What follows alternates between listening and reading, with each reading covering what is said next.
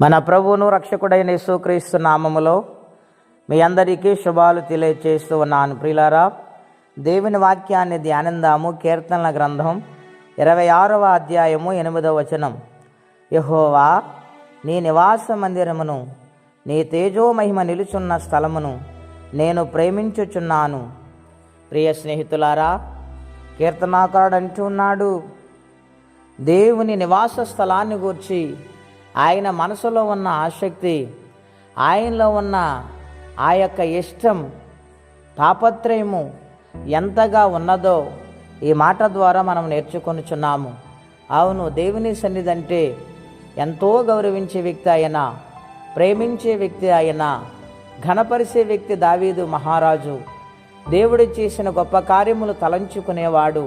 ఎన్ని కష్టాలు వచ్చినా దేవుని సన్నిధిని ఆయన విడిచిపెట్టలేదు. గనుక ఆయన దేవుని సన్నిధిని గూర్చి మాట్లాడుతూ ఉన్నాడు.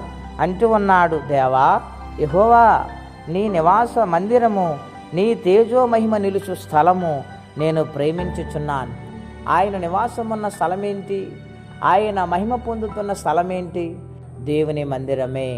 గనుక అంతటి ఉన్నతమైన స్థితి దేవుడు అనుగ్రహించిన ఆ స్థితిని గురించి ఆయన మాట్లాడటం లేదు, కానీ ఆయన నిలుచున్న స్థలాన్ని గురించి ఆయన బహుగా ప్రేమించి మాట్లాడుతూ ఉన్నాడు.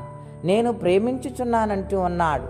అవును, దేవుణ్ణి ప్రేమించాడు గనక దేవుడు ఆయన్ని హెచ్చించాడు. దేవుని సన్నిధిని ఇంకా ఇంకా తెలుసుకోవాలనే ఆసక్తితో ఆయన జీవితాన్ని సమర్పించుకున్నాడు గనుక దేవుడు ఆయన్ని ప్రేమించాడు.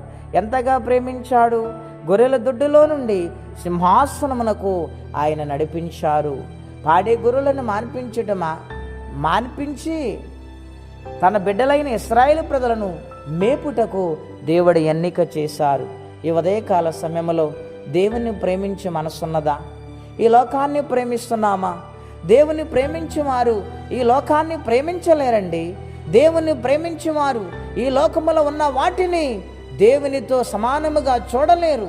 కారణం ఏమిటంటే ఇవన్నీ కూడా ఆయన కలగజేసినారని జ్ఞానముతో వారు ఆలోచించి దేవుని ప్రేమించే వారిగా మారతారు. ఇటువంటి మనసు మనము కలిగి ఉంటే మనల్ని దేవుడు హెచ్చిస్తారు, ఉన్నతమైన స్థానాన్ని కలుగజేస్తారు, అలాగే ఉన్నతమైన రాజ్యాన్ని ఇస్తారు.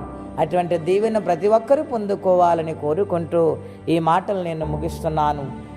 ప్రార్థనండి. అత్యంత కృప కలిగిన దేవా, మహోన్నతమైన మీ నామము కొరకై వందనాలు.